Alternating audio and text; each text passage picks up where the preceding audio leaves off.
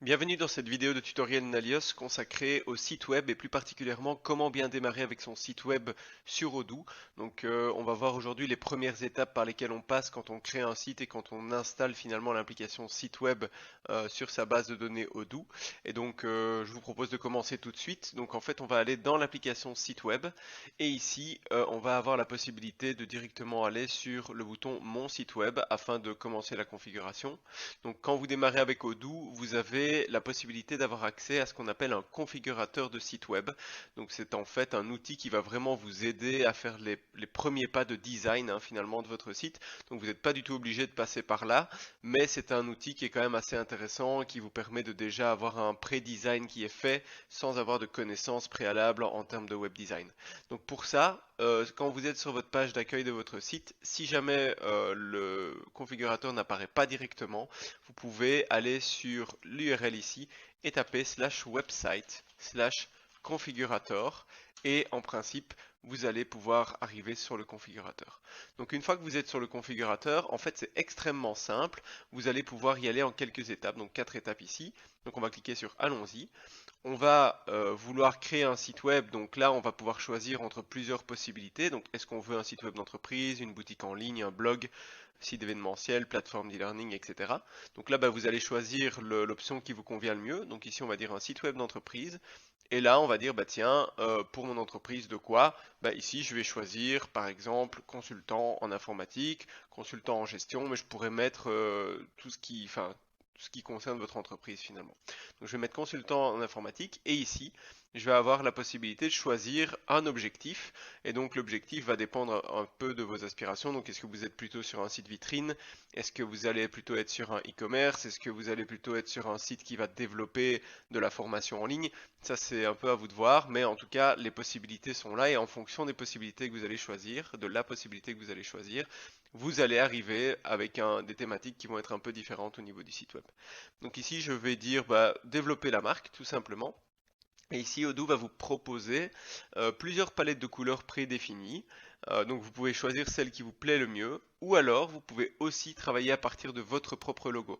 Donc ici, on va cliquer sur Upload, et en fait, en faisant Upload, on va pouvoir aller choisir, si vous voulez, votre logo. Donc ici, on va aller choisir tout simplement comme ceci. Et donc, je vais prendre par exemple celui-ci.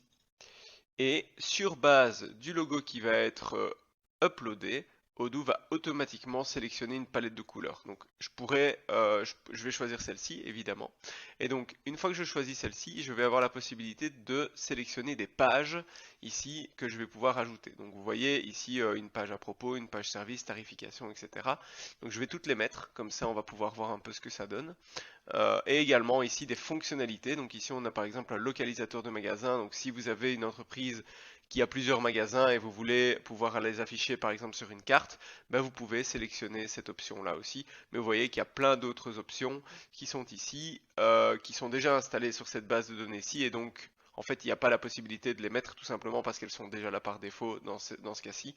Mais sinon vous pourriez choisir les différentes options. Donc, je vais ensuite cliquer sur construire mon site web et je vais avoir l'accès à 3 thèmes différents qui ont été pré-encodés, finalement prédéfinis par Odoo, ce qui va me permettre de ne pas avoir finalement de compétences de web design particulières et d'avoir déjà des sites qui sont quand même relativement jolis, qui correspondent un peu, qui sont assez contemporains finalement, et donc on va pouvoir choisir, vous voyez ici quand on laisse son curseur sur les thèmes, eh bien on voit en fait le site web dans sa globalité, en tout cas la page d'accueil. Donc là, il vous suffit simplement de choisir le thème qui vous convient le mieux. Donc ici, je vais choisir celui-ci, il me paraît intéressant. Et donc là, Odoo va tout simplement construire votre site. Et une fois qu'il sera construit, vous allez être redirigé vers le site web et vous allez pouvoir commencer votre design. Du coup.